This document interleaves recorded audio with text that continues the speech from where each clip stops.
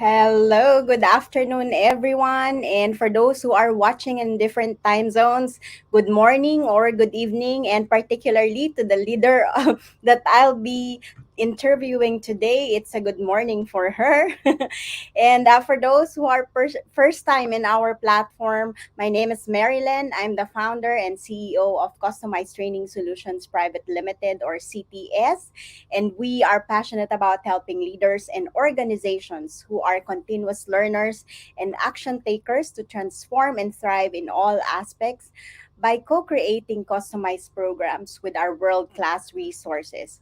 We have served over 3,000 leaders from over 30 countries in different industries, including Petronas, Sony Mobile, PruLife UK, Ayala Group, Chevron, Tencent, Jollibee Foods Corporation, and Shell, to name a few. And in the past 2 years, we've been actually organizing several interventions, including this interview, to help leaders who don't know how to stay relevant and adapt to the next normal, those who find it stressful to lead and ensure performance of a remote team, and for those who are afraid that they can't keep their team or their business. So please do join us in all our interventions to stay relevant and continue to lead effectively in any situation. And today it's my great pleasure to introduce Cindy Willcocks. She's a serial entrepreneur and author of Draw a Heart Around It, a revolutionary mental health treatment for individuals and companies. Listed in UK Top 10 Nursing Times Awards for Florence Nightingale Nurse of the Year 2020, creator of Love Leadership based on love and integrity, supporting individuals, businesses, and communities to thrive through key principles. I'm sure you're now excited with all those introduction. I'm also very excited. Cindy, welcome.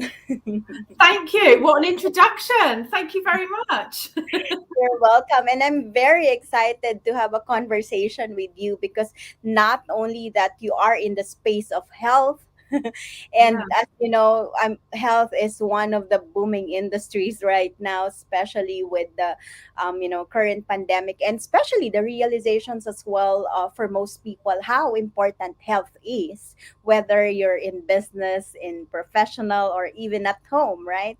So this is absolutely. really a great gift for us during this pandemic. And on top of that, during the introduction, I've mentioned about your love leadership, which for sure you will explain later on during the conversation. So I just look forward to it. So let's, jump right into the questions. I will have 8 questions for you. I know that's a lot. And the first three would be around us understanding from which perspective you're coming from. The 4 to 6 question, as we're both a rock star from Kane and Alessia, so it's gonna be the juicy part of the conversation, I would say. And the last 2 question would be my Miss Universe questions, which are very open questions, and I'm really thrilled to find out what will be your answer and why you chose those. So to get started, please do share with us your leadership experiences and influencers. And if you have, like, a favorite leadership style that you'd like to share with us, feel, do let us know as well. Thank you. So there's lots to talk about in terms of leadership, and you're absolutely right in terms of the pandemic and what that's meant for health services and people taking care of themselves. So it's very exciting to be talking with you about those things and looking at how people have kind of flipped to try and do and prioritize different things. So I Mhm. think if we'd been having this conversation before the pandemic, it might have been a different conversation, but we're not. We're having it now, and I think it's a very exciting time, definitely. So in terms of leadership, I mean, I've got a variety of leadership experience, and I'm a registered nurse, as you said in the beginning. So that's where I kind of cut my teeth on leadership, really, although I didn't realize it at the time. So I thought nursing was all about just caring for people and just turning Mhm. up and doing the things that you do to take care of people and look after people. And Mhm. I suddenly found myself, or so I thought, in positions where I was leading others. Mhm. Whether that be in my early days, I was a staff nurse actually on an acute psychiatric ward, Mm-hmm. So we worked with acute admissions, so people presenting psychiatrically unwell. So I took on a role there, and then soon after, on that same ward, became a drug and alcohol manager. So I was working with people that had substance misuse issues or were affected by substances and helped them detox, which was very interesting work. And then I kind of went on and stayed there for a bit longer, and worked as the ward sister on that ward. So my kind of grounding, if you like, my foundations were all built in the NHS. So we've heard a lot about the NHS. And in the UK, definitely, it's been, for the NHS, it's been a bit of a whirlwind over the last couple of years. But that's really where I started my leadership journey. And I think kind of moving on from there, what I realised is that I just found myself in these positions again. So I thought, where I was striving for quality. And I think that's always been a big influencer for me.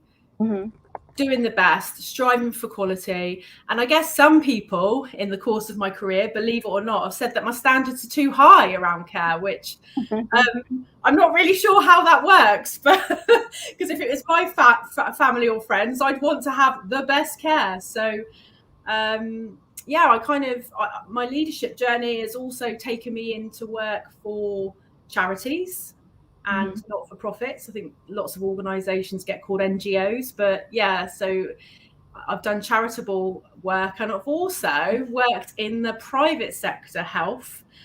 Some people may be shocked, but Virgin Care. So Richard Branson had a children's health service that he ran in Devon, or certainly Virgin Care did. And that was very interesting because that came from private. So where I'd gone NHS charitable, I would then found myself in private healthcare.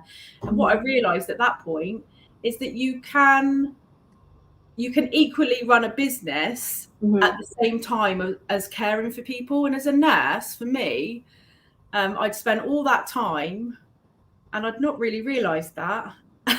sounds funny to think back on it, but I'd not really realised that. And actually, what I've now gone on to do is, like you said in the beginning, into your introduction, I've set up my own businesses. I run 3 businesses, and I use the profit to do good in the world. That's what I do. So yeah.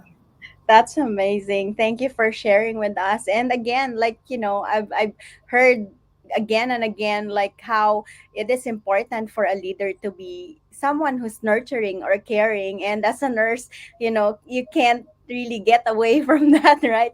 It's all about caring for people, nurturing them. And I'm really glad that you've also mentioned about striving for quality. And again, as a business person, that's what we really wanted to do, not only for our business but actually for our customers and for our team, right? To be always be on our best and do our best, to while we are serving them, right? And in my introduction as well, and you've also mentioned that, in the context today, uh, when we have experienced the pandemic, and we've been hearing a lot different terms like new normal, next normal. So I just wanted to find out from you, how would you define or describe the next normal? Yeah, that's a big question, isn't it? How long have you got? I think we're still in a phase where Mm-hmm. we're not really sure Mm-hmm. where we're going next globally, I think. So I think we're still in a position where the pandemic came. Mm-hmm. We faced all these restrictions. There was lots of uncertainty, and then Mm-hmm. you had kind of entrepreneurs and leaders disrupting and turning and twisting and changing, and we saw some Mm-hmm. amazing things. I don't know, like gin factories suddenly becoming, I don't know, hand gel production. So we saw all these kind of things changing, and I don't think we've landed from that yet, and I'm not sure that we will. And I, in a way, hope that we don't, because I think what that's encouraged people to do is reflect, Mm-hmm. take time. And I think in a busy world, we're running, we're going to the next appointment, we're trying to catch up, we've got a list of to-dos and we never get to the bottom of it, and we're always adding things to it. And I think the thing for me is that what the pandemic encouraged each and every one of us to do is reflect on our lives and what we want for ourselves. And I think we're still going through that process. So in terms of like the next normal and your question, I think it's quite exciting to think about what we can learn from what's just happened and how we can go forward, and how we can go forward as individuals, but also as companies, as whole services, as communities. And the biggest thing for me that came out of the pandemic is just that recognition that we're just one. We're all interconnected, because we are. And I think that there was no avoiding that. It was there for everyone to see, hence the restrictions. But I think if you're reflecting on it, it's taught us quite a lot about how life can be. And something that I really feel passionate about is just like this moment in time right now. So I'm not really thinking about what's happened. I'm not really thinking about what's ahead. I'm thinking about what's happening right now. You and me having this conversation in the moment, really enjoying it, connecting. And I think it's important to do that, to kind of stop and just take time. Wow, that's really amazing. I mean, like we've always like had a lot of anxiety, worry about the future, and yet we only have today. And I love what you've mentioned about we are interconnected, and it's, I would say it's working from, I mean, on the intuitive side of being a leader, right? So I mean, you've shared earlier your experience as a leader, as a nurse, as a business owner or an entrepreneur, and you've also shared with us your take on the next normal, which um, as you mentioned is still like, a lot of disruption changes. And I'm actually typing the summary as well of the last statement that you've said, that what's happening now is being the moment, being connected, and being able to move forward all the time, right? Yeah. And that's again, like, what matters most. And so, having said that, what would you say is your definition, or what would you say leadership is for you based on your experience and the next normal now? Yeah.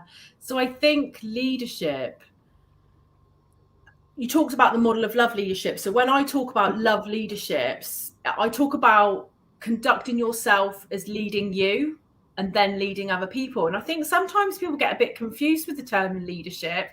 And Mm-hmm. I've worked in health and social care for about 30 years. Mm-hmm. Like I said, worked in the charitable sector. And sometimes people confuse leadership with management and adhering to policies and protocols. And so for me, leadership is something more than that. I don't think you have to manage people to be a leader. I think Mm-hmm. that's important to say. Mm-hmm. I think you do have to be confident, Mm-hmm. for people to feel confident in you, but that doesn't mean to say that you can't be introverted as well. So people don't often believe this when I tell them, but naturally I'm actually quite introverted. Mm-hmm. However, a lot of the roles that I've done in leadership has required me to be quite extroverted. So I found myself stepping in a role to do good, to make changes, to say the unpopular thing. And I think that's important for leadership, because leadership is about, I think, having a direction, having a vision, and getting people on board to help you with that. And my passion, my energy is about spreading love. I'm totally in love with love. I want to see more love in the world. I feel like I'm a motivator for encouraging people to love other people. And I think I'm trying to encourage communities and people and businesses to help me do that. And I'm not a one-man band, far from it. And I think leadership is about recognizing that. It's not about you, it's about what the collective can achieve. And I think I feel really passionate about that. And, some of the great leaders in the world were people that never managed people. Martin Luther King, great leader. phenomenal what he achieved. Nelson Mandela, phenomenal. Mother Teresa, phenomenal. All great leaders didn't manage people. Mm-hmm. That's what I think. Wow, that's really great, and I really love that you've mentioned about the importance of love and leadership, especially that I work a lot on the business space or corporate leadership, where they don't really talk about a lot on like love. No, no. And do you know, I remember, I remember, I remember my journey around actually creating Love Leadership and bringing it into kind of being in a published way. And I remember being in a room of kind of 29 other NHS leaders, and I Mhm. started talking about love. And it was really interesting. So all of these people were from health and social care, which you would think love would be at the center of it. And it wasn't that they weren't loving people, it's that they had a job to do. And sometimes I found the conversations that I was having separated personal and business in a way that kind of disregarded love Mm-hmm. for Sure. themselves, love for other people. They thought they were doing the right thing. Everyone thinks they're doing the right thing, don't they?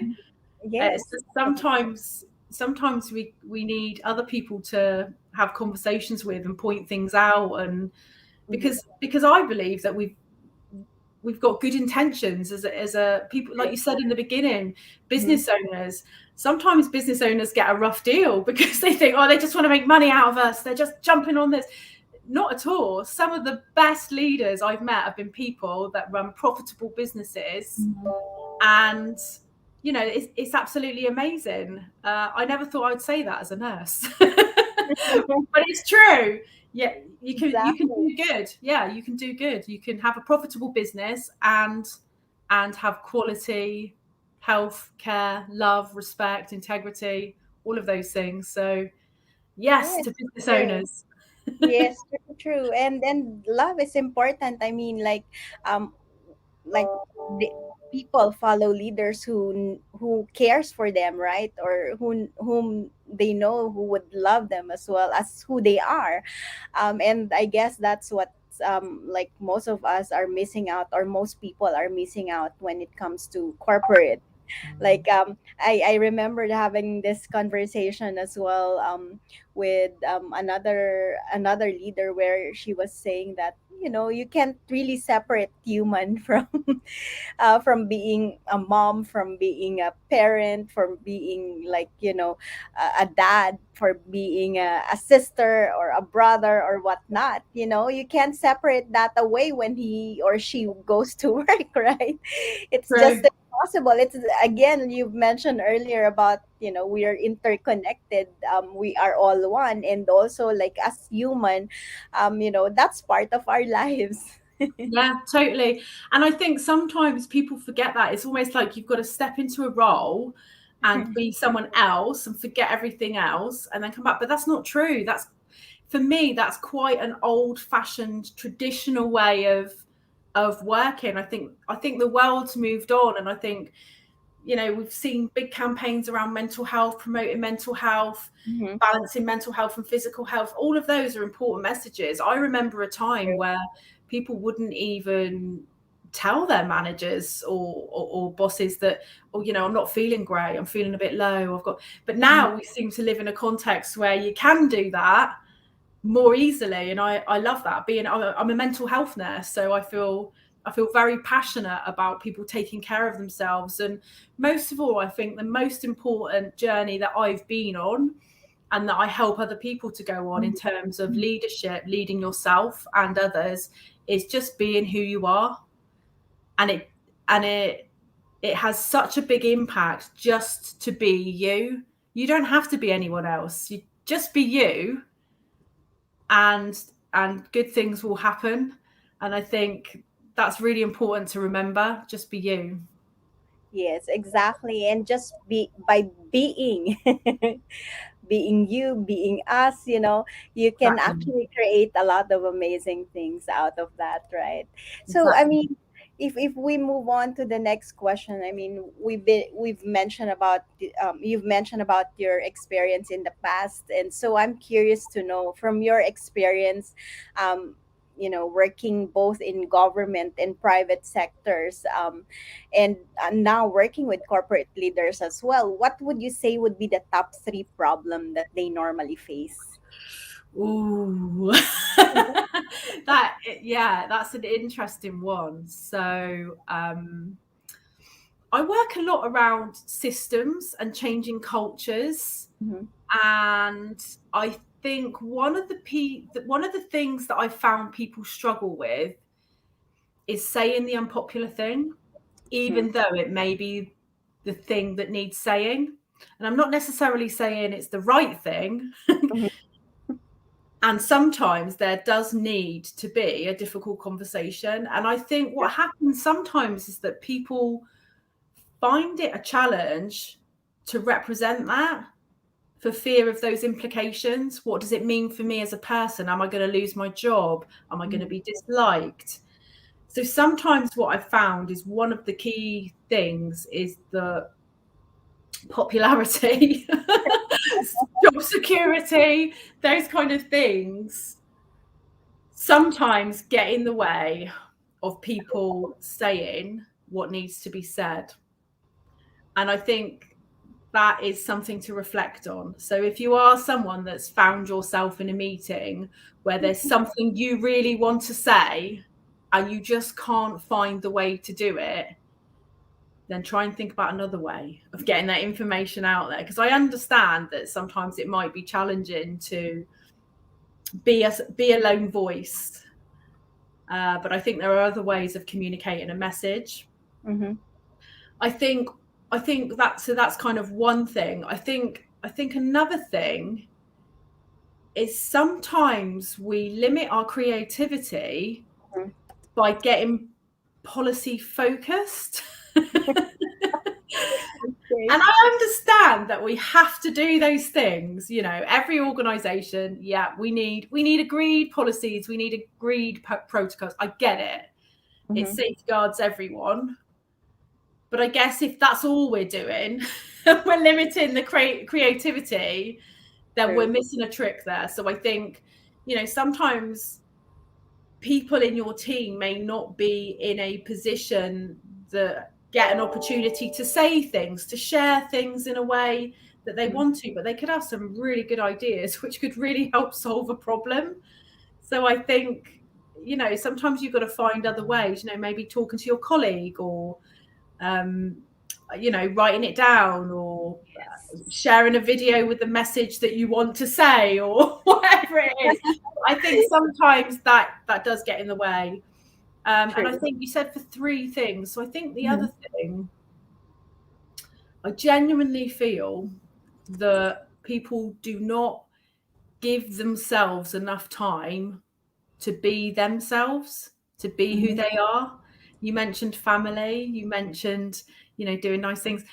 I think sometimes people get driven by the task and forget that actually you've got to nurture yourself. You've got to spend time with people around you doing the things you love, whatever it is for you, whatever motivates you. And I think sometimes what I found is people miss that. Zoom's an example of that. Like, everyone loved going on Zoom meetings because it meant they only had to half get dressed, they didn't have travel time, that they were in their own homes. And then very quickly, I found that people are the meetings that I go on, they're on back-to-back meetings, Zoom, because they're getting more done. And it's great that you can get more done, but where's the downtime? Where's the time to kind of give you your space? So yeah, those are the three things I think. Wow, I really love how you've summarized this and simplify this. And obviously, whether it's a small company, big company, or even in families, um, you know, having difficult conversation is like always getting in the way. And like, sometimes, like, I am from a hotel industry back then, so it's always like, I that's what I love being in the hotel, because it's really like being like more flexible in terms of like making decisions, or giving to the requests of the customers, because if it doesn't really like hurt the safety of anyone, right? Why not give in to some of the requests, right? Or have that flexibility and creativity in providing or delighting your customers, as we say it, right? So, and again, we've already like mentioned earlier as well about how the importance of letting people be themselves. And Yeah, then it's important because again, by being you actually become a gift not only to yourself but to other people as well. And exactly. then it's really important to leverage on somebody else's strengths, right? And Exactly. Yeah. that's supposedly the reason why you're hiring them in the first Yeah, place, right? exactly. Exactly. Yeah. That's Yeah, true. so we, and I mean, we will not leave them with all this problem, although partly we had this conversation already, as much as we are enjoying it. Like um we will not leave them with a problem, but maybe we can suggest some of the important leadership capabilities or skills that they must have in this next normal or new normal, whatever they want to call it, to be able to continue to lead effectively, or probably answer the top three problems as well that you've shared with them, right? Yeah. So I think there is something about being authentic, being true to yourself, Mm-hmm. and trusting that process. Mm-hmm. And sometimes people find it a challenge to sit in that discomfort. Mm-hmm. It might feel uncomfortable to say something that no one else is saying, but I think it is about doing that anyway. And very quickly you realize that there are other people that are feeling similar to you. So you can then talk about that. So I think it is about finding the best way for you to express how you're Mm-hmm. feeling about something, or the ideas that you've got to share, or and that can take a variety of forms. So not being afraid, not sitting back, but moving forward, taking action, Mm-hmm. um, and know that it's the intention behind what you're saying Mm-hmm. that is really what matters. I do a lot of work with families, individuals. They've got various ways of coping. So I'm trauma trained, so I still love to work with families and individuals as well as corporates and businesses. And I think sometimes there's conversations that need to happen in their families that they don't Mm-hmm. have. Mm-hmm. And so sometimes I have to say, look, hang on a sec. Have you had this conversation? What are you going to do about X, Y, and Z? You've just told me that you don't like these behaviors in your house. Da, da, da, da. You've got to tell them. And so sometimes my job as a working with families is about encouraging people to say the unpopular things. So again, you can be a nurturing space for those things. So I think as long as your intentions are pure behind what you're saying, then Mm-hmm. go for it. I would say just go for it and see what happens. What's the Mm-hmm. worst that can happen? True, true, true. I agree with you on that. Are there any other capabilities or skills you'd like to share with them, as other than being able to and authentically express themselves, or find the best way to communicate their intentions? Yeah, I think one of the key things for me, again, I think this comes from my nursing background, Mm-hmm. and it's something that I've continued. So we're encouraged to do a lot of reflection. So we have various models of reflection. There's a Coles Mm-hmm. model of reflection. There's 101 models of reflection. And I think being able to reflect on your own actions, strengths, areas to improve, things that you may have done differently, it's really important. So reflection, I would say reflection. And that is something that I still practice now in everything I do. If there's, I don't know, if there's a challenge showing up, I'm thinking, okay, what's going on here? What's my role in this? Who am I being? What's going on? How can I change what's happening here? And certainly with the model of love leadership, so it's about leading you, conducting yourself as a leader of you, then other people. Then it's an acronym. So the love stands for listen, Mm-hmm. own, voice, and empower. So the listening part is about listening to yourself, and knowing when not to listen to yourself. So we all have an internal dialogue that can be critical and blaming and negative. And it's knowing when to listen to your internal dialogue and when not to. And I think there's a skill in actually sharing that internal dialogue, because quite often, if we've got a critical and blaming and negative internal dialogue, we don't want to share that. So I think in the model of love leadership, I promote people sharing that, and believing in your intuition. What's your gut feeling? What's showing up for you? Also, your aches and pains, what are those telling you? So listening is a powerful intervention. It's a powerful interaction. And if you've ever been listened to, then you will know that, because it feels powerful. O is about ownership, remembering your roots, knowing who you're being in any given conversation, what's showing up, how are you influencing what's going on. And having a voice and not being afraid to use it, which kind of connects with listening, because if you've got a voice, so have other people, so they go hand in hand.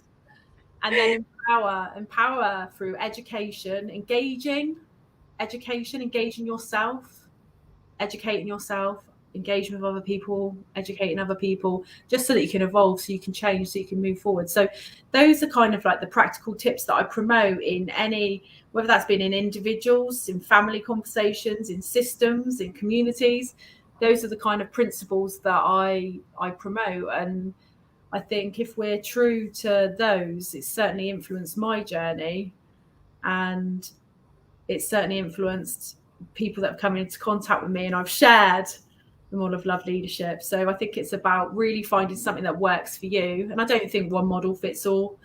I think it's about having a variety, listening to other people, and seeing how you can apply those things. Yes, true. And what I'm hearing from you is really around or about a lot on communications. You've mentioned earlier about authenticity and reflections.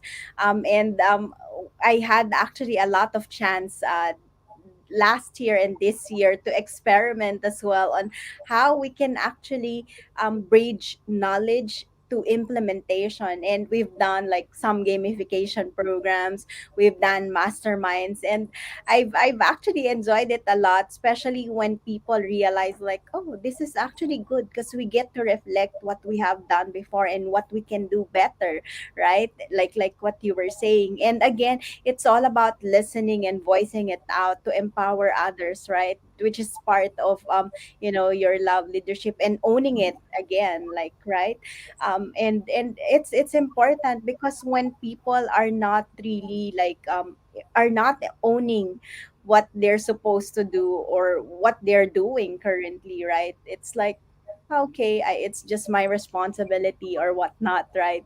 And they don't really like have that feeling that, oh, I own this, this is like I contributed to this, and this is something that um I have to be accountable for, whether positive or negative comes out of this action, right? So I really love your system that you just shared with us. And again, like I've mentioned earlier, not a lot of times that we hear love when it comes to very corporate or business setting, right? And it's about time that we do, right? Definitely. Yeah, I love that. So I mean, you've also mentioned about not only self leadership but also leading others. But on top of that, you've mentioned around your love leadership about empowerment, and obviously that includes learning. And so what do you believe is the role of learning leadership and transformation in order to thrive in the next normal?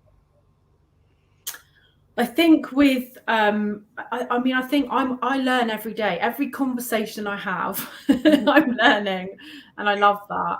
I think being open to hearing something different is really important. Mhm. You can't know everything. You can't be right. And so I think learning is really important. Being open to the conversations and really hearing those, so not just sitting there thinking, oh, yeah, I know what they're saying. But actually really embracing in that moment, engaging, listening, learning. I think I think leadership and transformation is interesting because I think it requires a certain amount of change.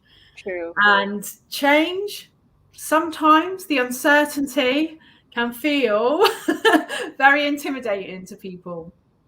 And I think as leaders and as colleagues and as people, we have to be prepared to help all of those people. So just because you're someone that loves change and embraces change doesn't mean to say that the person next to you is. So your role could be to help them find the change easier rather than criticizing and blaming and being negative. So it's a Mm-hmm. lot, it's okay. So how can we move through together? And sometimes what I find is people kind of run ahead on their own. So they're on board, they're running, they've got the vision, off they go. They're first over the finish line. But the reality is you've got to take your whole team with you. So during the pandemic, I bought a care home like you do. And so we've just celebrated our first birthday. Yeah. Yay! And I think what's been interesting about this process is as a new business, there's often changes that you want to make Mm-hmm. because it doesn't mean to say that what happened before was wrong. It just means that you want something different and you see it in a different way. And I think that requires a certain amount of change. And I think what's interesting is about trying to move through so that people can stay on board or make a decision that it's not their chosen way of being, and so they can, it's okay for them to go and find what makes them happy. It's not giving up, it's not a conflict. They can just do what's best for them. And I've had a lot of conversations over the last year about people Mm-hmm. doing what's best for themselves. What's the point of being in a system, being somewhere where you feel unhappy? Go find happiness, be happy, get energized, be a motivator. Don't be that person that sits in the corridor and kind of undermines and sabotages and, you know, like go find what works for you. And that's okay. It's not about right or wrong. It's not about being included or excluded. It just is. So yeah.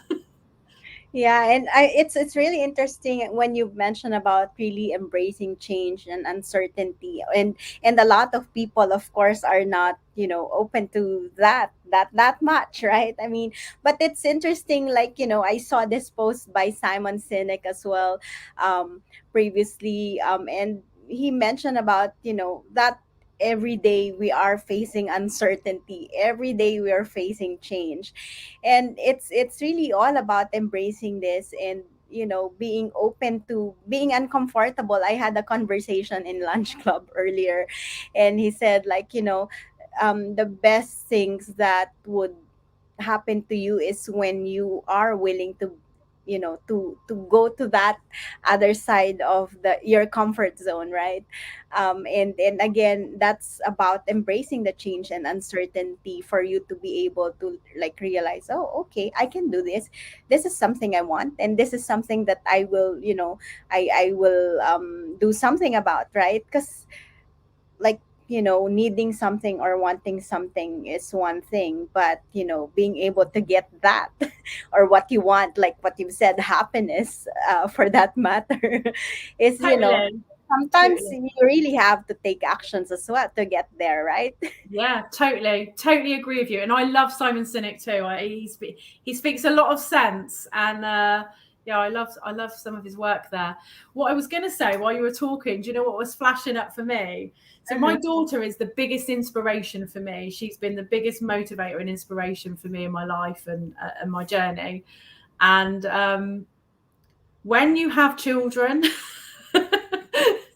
there's uncertainty. And I remember, that uncertainty, but it's interesting how people will embrace that uncertainty because of the reward. You get to hold this bundle of joy, and person that you love and you do anything for in the world. And so when you were talking then, what was flashing up for me as a mum, a 19-year-old mum, I had a lot to learn. And just embracing that was uncertain, but also very rewarding. And I think, if anyone has children, they probably will be resonating with what I'm saying right now, because Definitely. yeah, I have three children. One oh is a wow. 3-year-old, one is a 5-year-old, and another is a 15-year-old. So that's a lot of uncertainty for me having all those different ages. I have to take care of as well as building my business at the same time. So it's like wow, every Amazing. day, every day is a Credit to different you. thing. Thank you, thank you. So yeah, I mean, like we were having a lot of conversation, we're enjoying it, and again, we have kind of mixed both professional and our personal life, and I mean that's normal, right? We're both mothers, and so I'm just curious to know, leading to my next question, that if you have a magic wand and can use it, what will you do with it? And if you'd like to share why, feel free to do so. I love this question. Very solution focused. I use this question a lot with families. Yeah, I mean, what would I do? Oh, a lot. Um, I think for me, I think I feel passionate about love and kindness and Mhm. care and nurturing. So I think I would use the magic wand to just keep sharing more love in the world and make it quicker. So if I waved my magic wand and the miracle had happened in the morning, everyone would be rooting for everyone else, loving everyone else, being kind, being caring, being nurturing, doing those things. And yeah, that's what I would do. Wow. I really hope you have a magic wand. If I can give you one, I will. But it's good that, through the work that you do, you are already doing it.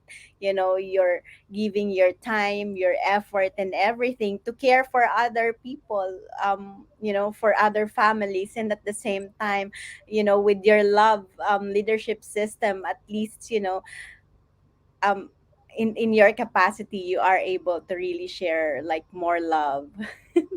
Yeah, it's good. I love sharing more love in the world. And I think, you're right what you say about talking about love in business. We've not really done that often. You see more of it now. I notice, like in some of the adverts and some of the you see more of it now, and I love it. But for a long, long time, we didn't. And I think we've got a little way to go before we catch up with ourselves and, you know, really influence those things. But it's good. We're going in the right direction, I feel. Yes, yes, and it's amazing, right? I mean, these are some of the silver lining we're getting from this pandemic. Being mindful, more mindful of our health, of love, and being more intuitive rather than just I just want to do this. I just want to, being so surface about a lot of things. So Yeah. anyway, so I mean, thank you for sharing, and I really wish that you have a magic wand. But then again, like with the work that you do, I'm really grateful that it's as if you have a magic wand already, and that gets me to my last question. If you were to ask yourself a question that you can best answer, what would it be? That's a good question. I've thought about this. It's a good question. Um, for me, I think I know what I'm good at is listening. So I think as a mental health nurse of kind of 21 years, I think that is the thing that's helped me with individuals, with families, with businesses, with communities, develop whole systems, do turnaround, all the things. It's been ultimately down to listening. So I think if I was asked a question, it would be like, what is the one thing that could really make a difference and impact powerfully across multiple kind of platforms? I would say the ability to be able to truly listen with your heart and your soul.